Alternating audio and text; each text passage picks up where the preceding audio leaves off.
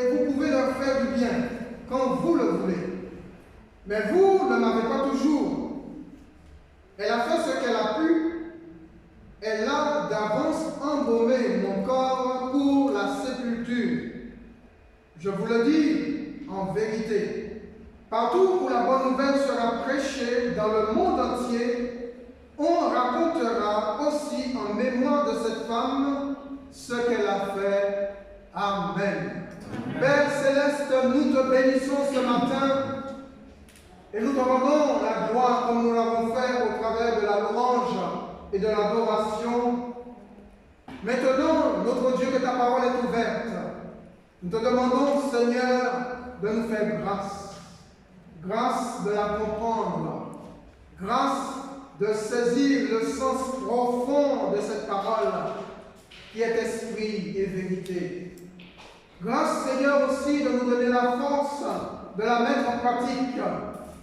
Parce que tu, Seigneur, tu es celui qui se tient derrière sa parole. Alors bénis ton peuple ce matin. Que cette semence, Seigneur, puisse tomber dans une terre fertile et qu'elle porte du fruit. Et du fruit en abondance, notre Dieu, pour la seule gloire de ton nom que nous t'avons prié, Père, dans le nom de ton Fils Jésus-Christ. Amen. Nous retrouvons cette belle histoire dans les 4 évangiles. Dans l'évangile de Matthieu, au chapitre 26, verset 6, dans Marc, comme nous l'avons lu. Dans l'évangile de Luc, au chapitre 7, verset 36. Et dans l'évangile de Jean, au chapitre 12, verset 3.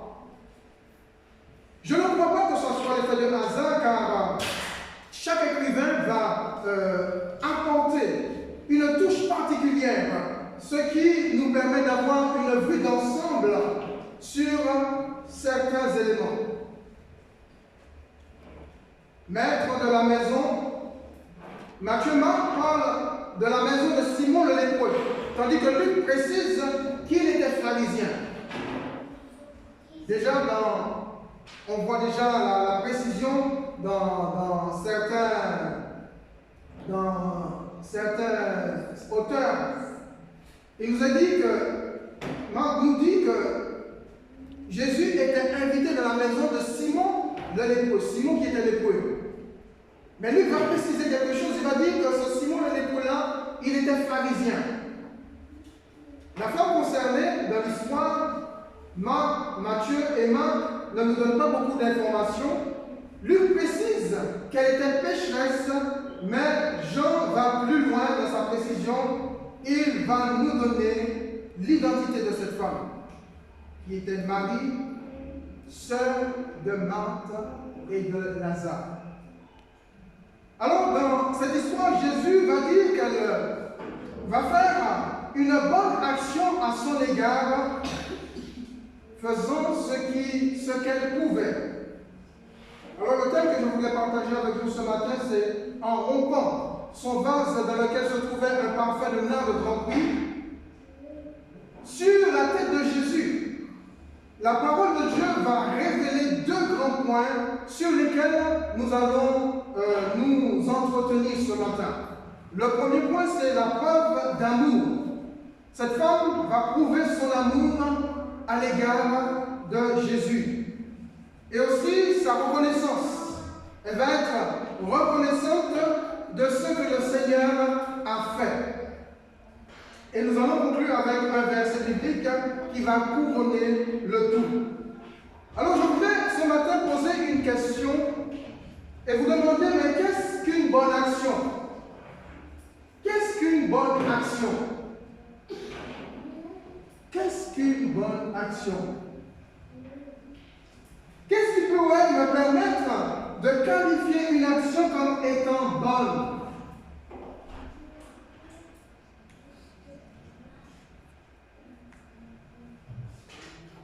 Certains vont dire, eh bien, quand elle vient du cœur, est-ce que vous savez que tout ce qui vient du cœur n'est pas bon? Jésus précise dans l'évangile de Matthieu, au chapitre 12, verset 35, Jésus dit que l'homme bon L'homme qui est bon tire de bonnes choses du bon trésor qui est en lui. L'homme qui est bon tire de bonnes choses du bon trésor qui est en lui. C'est-à-dire de notre cœur, qui est là comme un coffre-fort, un coffre dans lequel se trouvent des trésors. Il nous a dit que l'homme bon va tirer de bonnes choses du bon trésor qui est en lui. Mais l'homme qui est mauvais tire de mauvaises choses du mauvais trésor qui est en lui. Alors la logique ce matin, je pourrais dire que tous les enfants de Dieu devraient tirer de bonnes choses du bon trésor qui est en eux. Tous les enfants de Dieu devraient tirer de bonnes choses du bon trésor qui est en eux. Le Saint-Esprit, c'est ce trésor extraordinaire que Dieu nous a donné. Il est considéré comme un coffre-fort dans lequel se trouvent tous les bons trésors spirituels qui nous viennent de Dieu, qui viennent du ciel. Et celui qui ira puiser en lui, il fera de lui un être bon. C'est pour ça que Jésus a dit l'homme bon. Parce qu'un homme qui est bon, c'est celui qui puise dans la personne du Saint-Esprit tout ce qui est en Dieu, tout ce qui est en lui et qui provient de Dieu pour lui-même et pour l'expérimenter ou le donner ou le partager avec les autres. L'action de Marie va être considérée par Jésus comme bonne parce qu'elle venait d'un bon cœur. Alors, savoir prouver son amour, c'est important. Il y a beaucoup dans le monde, lorsque vous leur dites que vous les aimez, ils vont vous dire, mais prouvez-le, prouvez votre amour, prouvez ce que vous dites. Certains demandent des preuves d'amour quand ils ne veulent pas s'arrêter au simple mot. On peut dire que l'on aime et cela ne reste que des mots. Si tu m'aimes, alors prouve-le-moi. Je pense que vous avez déjà entendu ça. Dans Romains au chapitre 5, verset 8, il nous a dit, mais voici comment Dieu nous montre l'amour qu'il a pour nous. Voici comment Dieu nous montre l'amour qu'il a pour nous. Il nous a dit, alors que nous étions encore des pécheurs, le Christ est mort pour nous. Voici comment Dieu va nous montrer l'amour qu'il a pour nous, alors que nous étions encore des êtres pécheurs, le Christ est mort pour nous. Dieu n'a pas seulement dit qu'il nous aimait, il l'a prouvé et il l'a démontré. Il l'a démontré en livrant à la mort son Fils Jésus-Christ, son Fils unique pour le salut de notre âme. Et si Dieu n'avait pas prouvé son amour à son humanité, nous ne serions pas là ce matin. Et je pense que personne ne se serait rassemblé pour adorer Dieu, pour le célébrer. C'est parce que Dieu a démontré qu'il nous aimait au travers de Jésus qu'il a livré, que nous pouvons nous rassembler, que nous pouvons nous retrouver pour le célébrer, pour déclarer aussi combien nous sommes reconnaissants, combien nous l'aimons de tout notre cœur. Jésus n'a pas non plus seulement dit qu'il nous aimait, il l'a prouvé et il a démontré en s'offrant lui-même en sacrifice expiatoire sur la croix pour vous et pour moi. Alors, mes bien-aimés, au travers de cet acte, on voit que Marie va nous montrer ce que ça signifie aimer vraiment le Seigneur. Marie va nous montrer au travers de cet acte ce que signifie réellement aimer le Seigneur. Dans Matthieu au chapitre 7, verset 21, Jésus dit, ceux qui me disent Seigneur, Seigneur, et il y en a beaucoup. Beaucoup dans le monde, beaucoup dans les églises, beaucoup avec raison. Alors Jésus dit, ceux qui me disent Seigneur, Seigneur, n'entreront pas dans le royaume des cieux, mais seulement celui qui fait la volonté de mon Père qui est dans les cieux. Amen. Alors ce n'est pas le tout de dire Seigneur, crier Seigneur. Ce n'est pas le tout de dire Jésus, crier Jésus quand on est dans le besoin. Ce n'est pas le tout de prononcer le nom du Seigneur. Jésus le dit bien, il était important de comprendre que celui qui dit Seigneur, il doit faire la volonté de son Père. Et qu'est-ce que la volonté de Dieu? La volonté de Dieu, c'est déjà de le connaître. De connaître Dieu et de connaître aussi celui qui l'a envoyé. La volonté de Dieu, c'est de savoir ce que Dieu veut pour ma vie. C'est de savoir pour quelle raison Dieu a permis que je sois en vie ce matin.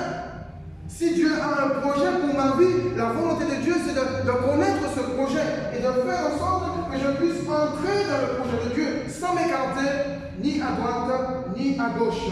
Ce ne sont pas ceux qui diront Seigneur, Seigneur, qui entreront, Jésus a dit, dans le royaume des cieux, mais seulement celui qui fait la volonté de son Père qui est dans les cieux.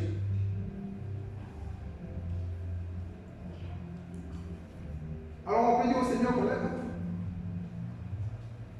Je te donne, Seigneur, non pas par intérêt, mais parce que je t'aime. Je te donne, Seigneur, non pas parce que j'attends de toi quelque chose en retour, mais parce que je t'aime. On a partagé ensemble l'histoire de Job, qui était béni de Dieu. C'était un homme béni de Dieu, qui craignait Dieu, qui était intègre, et Dieu le déclare devant son adversaire, devant l'accusateur, devant le diable, devant Satan. Dieu déclare, regarde mon serviteur Job, c'est un homme droit, c'est un homme intègre, c'est un homme juste, c'est un homme qui ne me craint, qui se détourne du mal. Et Satan va dire à Dieu, oui, Job t'aime parce que tu l'as béni. Job t'aime parce que tu as couvert le pays, ces troupeaux couvrent le pays. Job t'aime parce que tu le protèges, tu le gardes. Mais enlève tout ce qu'il a, tout le bien qu'il a.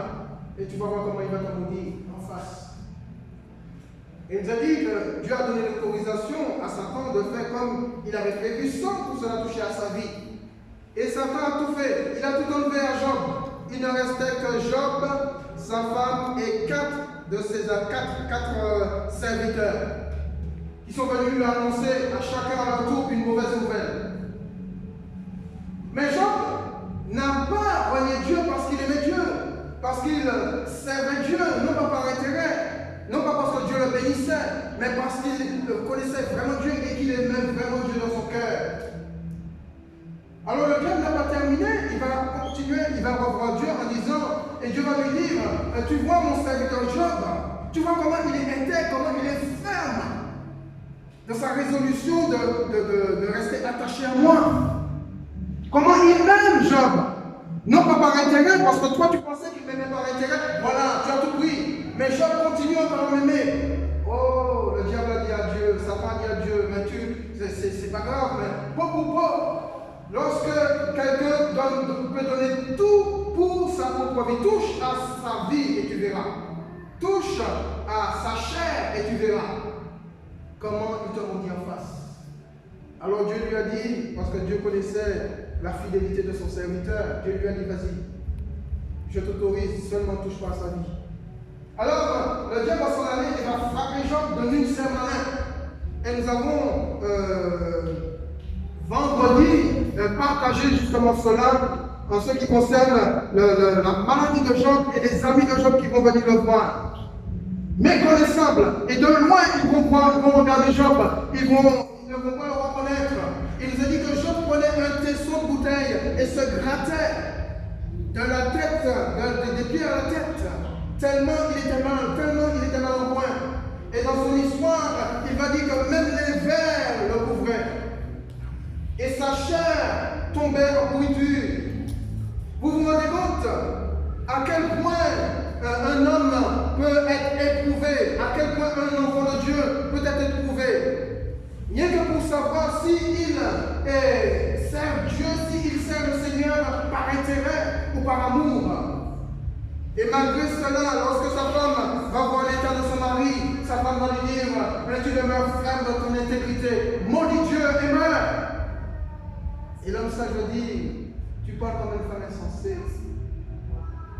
Dieu qui donne, est-ce que nous, on ne pourrait pas, est-ce qu'on ne peut pas recevoir, quand on reçoit le bien, est-ce qu'on ne peut pas aussi recevoir le mal? Et en tout cela, Job ne pécha point contre Dieu. C'est important, mes bien-aimés, ce que Jésus dit. Ce n'est pas celui qui dit Seigneur, Seigneur qui entrera dans le royaume des cieux, mais celui qui fait la volonté de son Père. C'est-à-dire celui qui aime le Seigneur, qui suit le Seigneur, non par intérêt, mais par amour. Et peu importe ce qui se passe dans ta vie, peu importe les tribulations, peu importe les épreuves, peu importe les soucis, peu importe la maladie, que vent et marée, nous continuerons à suivre le Seigneur, nous continuerons à aimer le Seigneur. Et c'est ça qui est important.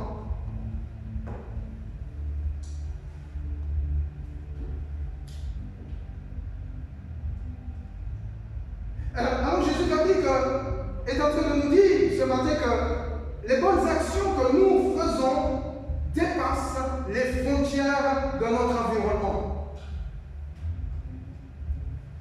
La bonne action de Marie sera connue, nous a dit, du monde entier. C'est Jésus qui le dit.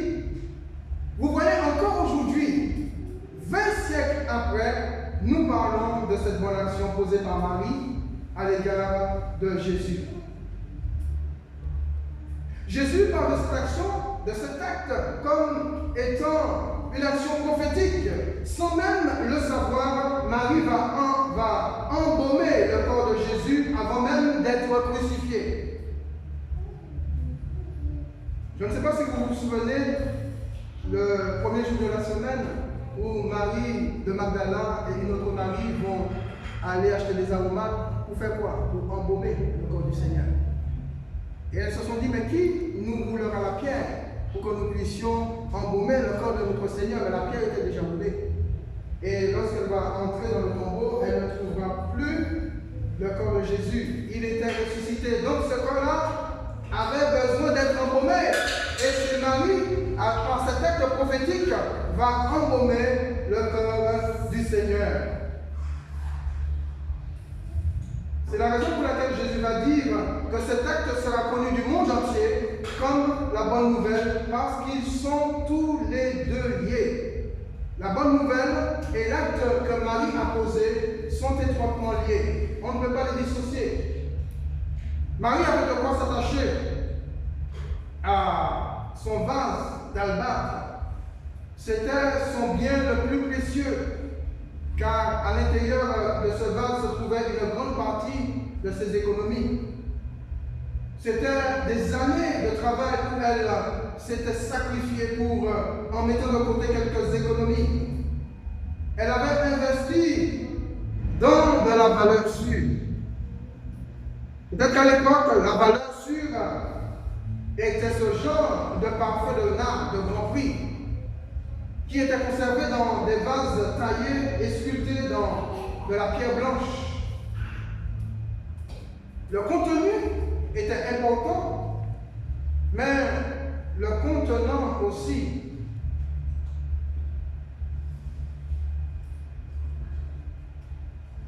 Mais Marie, pour répandre le contenu sur la tête de Jésus, il a fallu qu'elle brise le contenant, le vase, et répandre ce parfum de nard de grand prix sur la tête du Seigneur. Aujourd'hui, nous nous rendons compte que, enfin,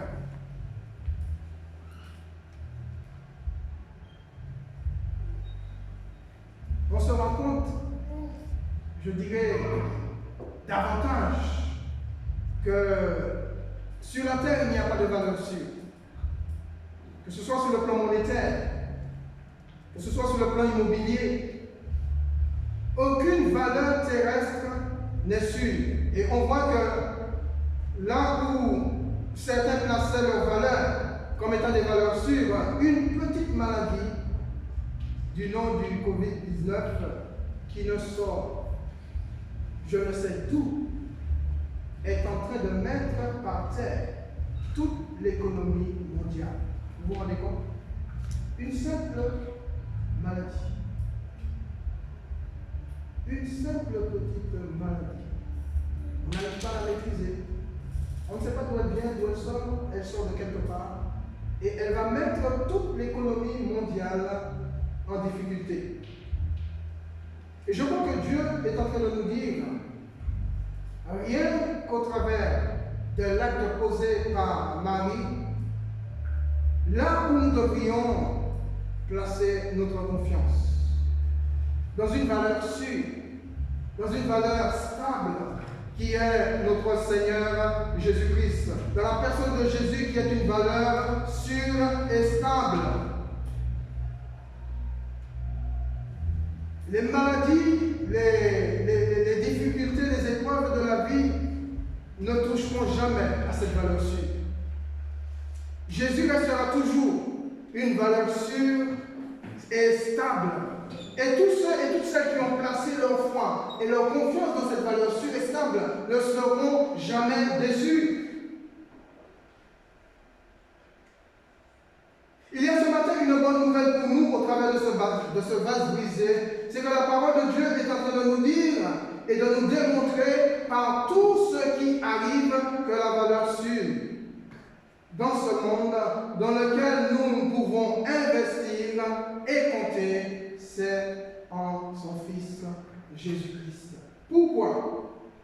Eh bien, selon ce que dit l'auteur de l'Épître aux Hébreux au chapitre 13, verset 8, il nous dit Jésus-Christ est le même hier, aujourd'hui et éternellement. Jésus-Christ est le même hier, aujourd'hui et éternellement. Ce qui veut dire que Jésus ne change pas. Les choses changent dans ce monde. L'homme change, la parole change, les sociétés changent, les groupes changent. Mais Jésus reste le même hier, aujourd'hui et éternellement. Jésus ne change pas. L'œuvre de la croix est d'une valeur inestimable et ne sera jamais dévaluée. Le diable, par tous les moyens, essaye d'évaluer l'œuvre de la croix dans les cœurs et dans les esprits, en faisant croire aux gens, mais tu crois que tu peux être sauvé parce qu'on te prêche la croix, parce qu'on te prêche l'évangile, mais tu crois que tu peux être sauvé? Il essaie par tous les moyens de dévaluer l'œuvre de la croix. Mais il ne pourra jamais parce que la croix restera toujours debout. La croix restera toujours debout parce que c'est à la croix du calvaire que Jésus-Christ a dépouillé les autorités, les principautés et il les a livrées en spectacle. Voilà pourquoi le diable n'aime pas la croix. Il est la croix. Il est la croix. Et il essaie de déstabiliser les individus qui essayent de croire en l'œuvre rédemptrice, en l'œuvre que Jésus-Christ a accomplie à la croix du calvaire. Il essaie de les déstabiliser en dévaluant l'œuvre de la croix. Mais Jésus restera toujours le sauveur du monde. Peu importe ce que les gens pensent, peu importe ce que le monde pense, peu importe ce que les religions pensent, Jésus restera toujours celui qui sauve, le sauveur de l'humanité.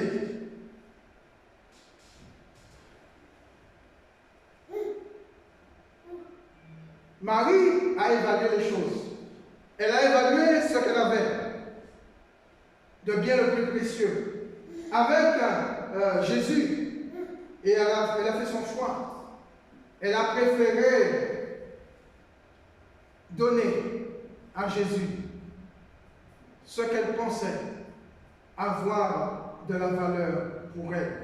Parce qu'elle s'est dit que Jésus avait plus de valeur que tous les biens de la terre rassemblés ensemble.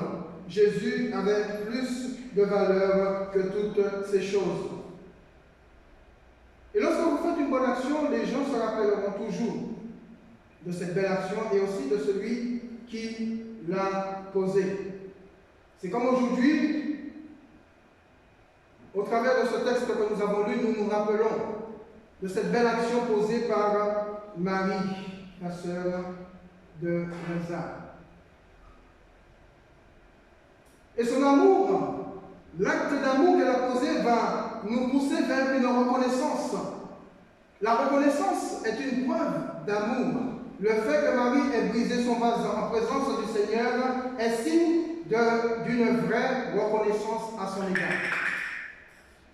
Si nous lisons l'histoire, la même histoire dans Luc, au chapitre 7, versets 36 à 50, Luc va nous faire saisir la profondeur de la reconnaissance de cette femme. Alors, dans cette histoire, l'invitation du pharisien, on se rend compte que cette invitation ne porte pas la marque de la reconnaissance. Une invitation qui ne porte pas la marque de la reconnaissance. Pour la simple et la bonne raison qu'il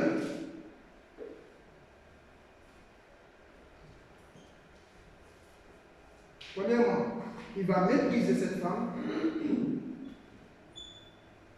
Si cet homme était prophète, il saurait de quelle espèce, et je souligne le mot espèce, c'était pas gentil à cette époque, de quelle espèce est la femme qui le touche. Il va non seulement mépriser cette femme, mais il va oublier qu'il était lépreux. Il va oublier qu'il était lépreux. Alors qu'est-ce qui lui donne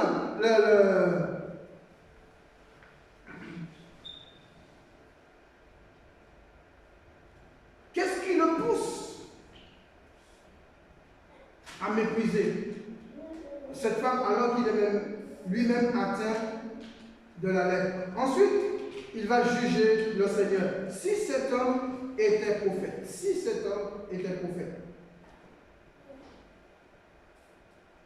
la reconnaissance qui provient du bon trésor ne pourrait pas émaner de son cœur puisqu'elle a été étouffée par l'esprit de mépris et de jugement. Alors permettez-moi de vous dire ce matin, quand vous vous laissez dominer par les mauvaises pensées, elles finissent toujours par étouffer les bonnes. Je reprends. Quand vous vous laissez dominer par les mauvaises pensées, elles finiront toujours par étouffer les bonnes. Cet homme ignorait que Jésus était prophète. Ce pharisien ignorait que Jésus était réellement prophète et qu'il savait qui était cette femme. Ce qu'il ignorait aussi, c'est que Jésus n'était pas venu appeler les justes à la repentance, mais les pécheurs. Et que les médecins sont toujours là pour ceux qui sont malades, et non pour ceux qui sont en bonne santé. Vous remarquerez dans cette histoire, l'hospitalier ne fait pas honneur à son hôte. Et Jésus lui fait la remarque. Celui qui invite, il n'honore pas son hôte. Et Jésus lui en fait la remarque. Jésus va lui dire, je suis entré Simon. Je suis entré, Simon pensant à lui-même quand il disait que si cet homme était prophète, il ne l'a pas dit à haute voix, mais comme Jésus connaît nos pensées, comme Jésus lit dans nos cœurs, lit dans nos pensées, Jésus sait ce qu'il y a dans nos cœurs. Jésus savait ce que pensait Simon. Alors Jésus va dire à Simon, Simon, écoute, je suis entré dans ta maison, tu ne m'as pas donné d'eau pour me laver les pieds. Le pharisien n'a pas fait honneur à son hôte. À l'époque, quand vous aviez un invité, chez vous, la première des choses qu'il est censé faire, c'est de lui donner de l'eau pour laver ses pieds. Ou même que vous allez, vous faites le geste vous-même en lui lavant les pieds. Ce qui montre qu'il est le bienvenu dans votre demeure. Et on voit cela dans l'exemple d'Abraham et de ces trois hommes qui sont venus à la rencontre d'Abraham dans Genèse chapitre 18. Comment Abraham va exercer l'hospitalité à l'égard de ces trois hommes dont l'Éternel en faisait partie. La première chose qu'il va offrir à ces trois hommes, c'est de l'eau pour se laver les pieds. Et ensuite, il va leur proposer de quoi manger. Le pharisien, lui, il n'en tient même pas compte. Je suis entré dans ta maison, Simon, et tu ne m'as pas souhaité la bienvenue en m'embrassant et en noyant d'huile ma tête. Mais quel genre de personnage qui bafoue tous les codes de l'hospitalité de cette époque? La bonne hospitalité de cette époque. Un homme qui invite Jésus et qui n'est même pas en mesure, en fait, c'est pas qu'il n'est pas en mesure, c'est qu'il reçoit le Seigneur comme il le veut. Alors que peut-être si c'était un étranger, un autre pharisien, il aurait fait la même chose. Il n'aurait pas fait la même chose, il aurait lavé les pieds du pharisien, il aurait donné de l'eau pour laver les pieds du pharisien, etc. Mais pour Jésus, il bafoue les codes de la bonne hospitalité. Et Jésus va mettre en honneur, à l'honneur, celle à qui n'appartenait même pas la maison et qui va l'accueillir mieux que le maître de la maison lui-même. Marie n'était pas chez elle. Et pourtant, elle va rompre ce vase dans lequel se trouvait ce parfum de l'air de grand prix sur la tête de Jésus et va permettre que ce parfum coule sur le corps du Seigneur en signe d'embaumement de son corps. Le pharisien n'était même pas capable de donner un peu d'eau à Jésus pour se laver les pieds. Marie avait tellement reçu du Seigneur qu'elle va relever de manière, je dirais, spontanée, l'accueil dans une maison qui n'était pas la sienne. Quelle leçon gratuite d'hospitalité donnée à ce pharisien de la part d'une femme qu'il qualifiait d'espèce. De la part d'une femme qu'il qualifiait d'espèce de pécheresse, alors qu'il était lui-même lépreux. Ce n'était pas la maison de Marie, mais la pécheresse ne pouvait pas s'empêcher d'être reconnaissante à celui qui lui avait tout donné. Vous savez, si dans votre propre maison, vous n'êtes pas reconnaissant, ni reconnaissant, ce n'est pas dans la maison de l'autre que vous le serez. Dans Hébreux chapitre 12, verset 28, il nous a dit, c'est pourquoi, recevant un royaume inébranlable, montrons notre reconnaissance. Montrons notre reconnaissance en rendant à Dieu un culte qui lui soit agréable, avec piété et avec crainte. L'auteur nous appelle à montrer notre reconnaissance en rendant à Dieu un culte qui lui soit agréable, avec piété et avec crainte. Donc l'auteur nous appelle à la reconnaissance. Montrons notre reconnaissance. La reconnaissance pour ce que nous avons reçu de Dieu au travers de Jésus. On peut très bien clamer sa reconnaissance et ne pas la démontrer. Montrer signifie tout simplement faire voir. Et ça se traduit par des actes comme Marie l'a fait. On ne peut pas dire que l'on retrouve dans le cœur de Marie de l'ingratitude. Plus ou moins, on retrouve dans le cœur du pharisien de l'ingratitude, mais dans le cœur de Marie, de la gratitude et de la reconnaissance, qui se traduit par de la reconnaissance. Marie savait être reconnaissante pour les bienfaits que lui avait fait le Seigneur Jésus, mais aussi pour les bienfaits à l'égard de son frère Lazare. Vous savez très bien ce que Jésus a fait pour Marie, Marthe et Marie, à l'égard de Lazare. Il a ressuscité leur frère qui était mort enseveli depuis 4 jours. Il lui a redonné la vie. Comment ne pas être reconnaissant quand vous voyez quelqu'un va redonner la vie à un être cher que vous avez perdu. Soyons, mes bien-aimés, reconnaissants, non seulement pour ce que le Seigneur fait pour nous, mais aussi pour ce que le Seigneur fait pour des frères et des sœurs.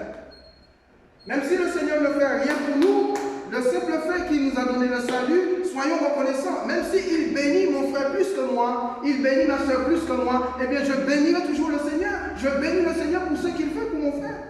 Je suis reconnaissant à Dieu pour ce qu'il fait pour ma soeur. Est-ce que nous avons ce type de reconnaissance ou sommes-nous reconnaissants uniquement pour ce que le Seigneur fait pour nous? Et si le Seigneur ne nous bénit pas, nous ne sommes pas reconnaissants pour ce qu'il accorde à mon frère ou pour ce qu'il accorde à ma soeur. La reconnaissance nous prouve que Dieu agit, que Dieu est le Dieu qui est toujours en action. Et même s'il n'agit pas à notre égard, il agit à l'égard des bien-aimés, il agit à l'égard des frères et des sœurs, parce que nous avons toujours des témoignages disant voilà ce que Dieu a fait, voilà ce que j'ai reçu de Dieu, voilà ce que Jésus a fait dans ma vie. Cela nous prouve que notre Dieu est encore le Dieu qui agit, le Dieu en action.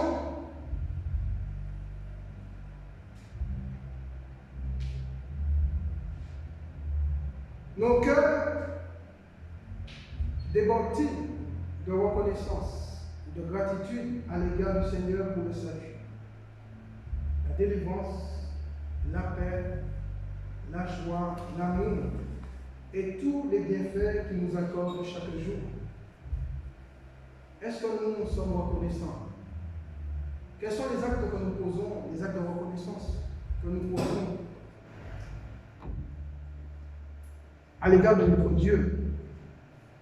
Le diable n'aime pas que vous puissiez être reconnaissant, que vous disiez merci au Seigneur, que vous soyez reconnaissant au Seigneur. Je me suis donné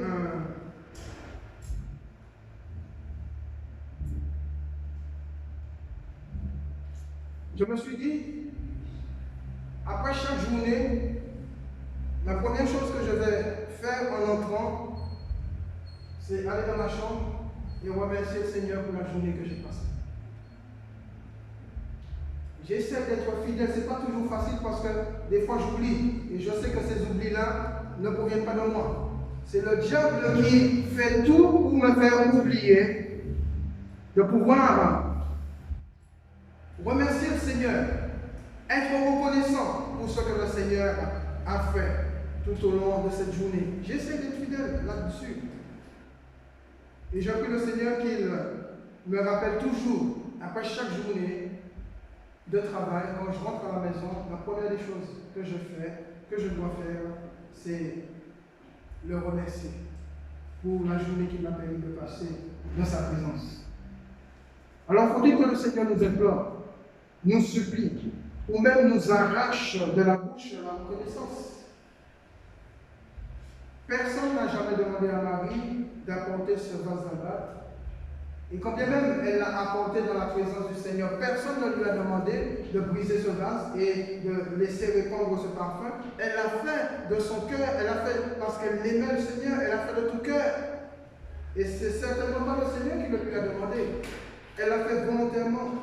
Sa démarche a été personnelle, par un acte volontaire. Elle va volontairement offrir au Seigneur ce vase et ce parfum sans rien garder pour elle. Et c'est par amour et par reconnaissance qu'elle va le faire. Alors je voudrais conclure avec ce verset de l'apôtre Paul qui se trouve dans Romains chapitre 12, verset 1er. L'apôtre Paul dit: je vous exhorte, frères, par les compassions de Dieu, à offrir vos corps comme un sacrifice vivant, saint, agréable, ce qui sera de votre part un culte raisonnable. Je crois que ce vase d'albâtre est le symbole de nos vies sauvées. Ce vase d'albâtre est le symbole de nos vies sauvées. Et ces vies sauvées doivent être, je dirais, données de manière volontaire au Seigneur, sans rien retenir pour soi. Parce que nous avons pris la valeur de celui qui nous a sauvés. Si nous n'étions pas sauvés, Si Jésus n'était pas venu, nos vies seraient perdues. Et parce qu'elles ont été gagnées pour Dieu le Père, eh bien nous devrions être de plus en plus reconnaissants à ce Sauveur merveilleux. Jésus a dit de Marie qu'elle avait fait une bonne action à son égard et surtout ce qu'elle pouvait.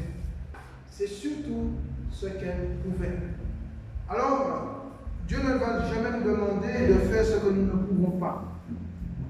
Dieu ne va jamais nous demander de donner ce que nous n'avons pas. Par contre, peut-être le peu que nous avons, nous pouvons l'offrir au Seigneur. Comme cet enfant qui avait quelques pains et quelques poissons qui les a offerts au Seigneur et le Seigneur les a multipliés. C'est comme cette femme qui a offert à Élie ce petit gâteau qui était la seule chose qu'elle avait pour vivre, pour survivre, elle et son fils. Eh bien, le Seigneur a multiplié et a permis qu'elle passe ce moment de famine sans qu'il ne lui manque quoi que ce soit. Alors, la question que je pose, c'est que pouvons-nous faire ce matin comme bonne action à l'égard du Seigneur? C'est peut-être un peu général. Je vais préciser, que peux-tu faire ce matin comme bonne action pour le Seigneur? Pour certains, c'est s'offrir pour le salut. Pour ceux qui ne l'ont pas encore fait, pour d'autres, s'offrir pour le service. Nous offrir pour le salut est preuve de notre amour à son égard. Et le service est preuve de notre reconnaissance. Nous offrir pour le salut est preuve de notre amour à son égard. Et le service, c'est-à-dire le servir, est preuve de notre reconnaissance. Pour moi, aimer le Seigneur, c'est le suivre et le servir comme l'a fait Marie, en lui donnant tout sans réserve, sans garder quoi que ce soit pour moi. Et c'est ce que le Seigneur attend de vous et de moi. Prions le Seigneur.